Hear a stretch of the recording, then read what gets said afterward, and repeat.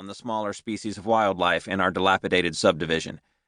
As a wildlife biologist, I cringed as he rained death upon the birds and reptiles.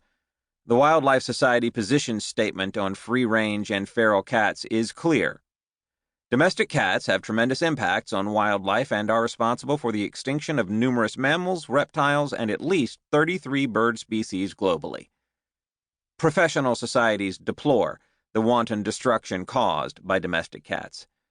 Pinguino was fixed and not feral, but he was an indoor-outdoor cat and had a penchant for hunting in spite of, or adding to, his size. I installed bird feeders to supplement the local population and to assuage my guilt. The lizards did deliver some element of revenge, dulling his coat and slowing his progress by giving him parasitic worms. But the veterinarians sorted that out before we moved to Nevada City, California, after 9 months in the Bishop hovel. Pinguino was housed temporarily with my former sister-in-law while we moved to Nevada City. He rejected the kindness of his benefactor and escaped from her palatial horse property Rambler on the outskirts of Los Angeles. As most cat owners likely know, drastic change can be particularly hard on cats, and Pinguino acted out by making a break for it. He disappeared into the dry hills. Weeks after his escape, we were newly ensconced in a Nevada City rental 500 miles away. We were certain that he was dead, a meal for the coyotes, or so I thought when the phone rang. His Los Angeles chaperone was holding him near the phone. "Meow," he said, the annoying voice unmistakable. Pinguino had cashed in a good 2/3 of his 9 lives, but he was back, and a little put out by it. He seemed more annoyed to be submitting to domestication than about nearly losing his skin, but he incorporated the positives of Meow Mix and safety into his calculation and decided to come back. It was on his terms, after all.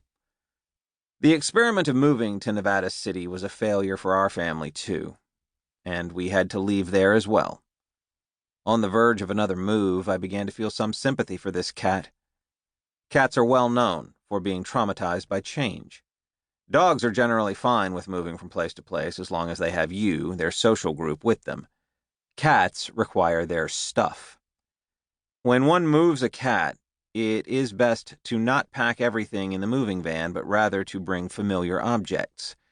Pookie, the stuffed bear. A favorite rug or two ought to be brought along so that upon arriving in the new abode, the cat has an immediate sense of familiarity to soften the transition.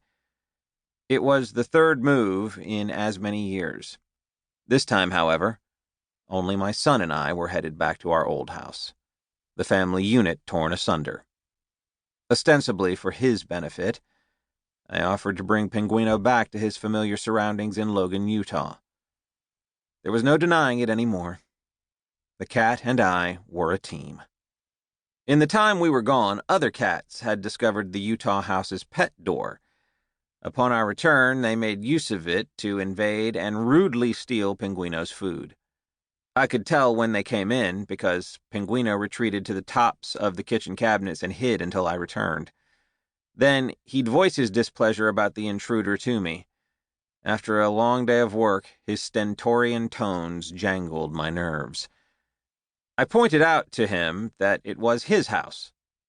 I do the human side and keep out the human robbers. He's responsible for the feline interlopers. He jumped down, meowed at me, and paced back and forth on the stairs so that I would lead the way to the 2nd-floor bathroom. He leapt in front of my feet and tripped me as I started toward the first step. He waited in the hall while I confirmed that the coast was clear and refilled his bowl. He would go in only after I did, but then, famished, he'd bury his face in the food. He has the ability to crunch cat kibble and to meow simultaneously. I've never heard anything like it before. It is the only time he sounds cute. In the evenings now, when he is tired or just bored, he'll follow me to bed. His arrival on the mattress is unmistakable. Shaped like a bowling pin, he lands like a bowling ball. If I am sufficiently aware, I am able to guard my groin before he steps heavily on my crotch.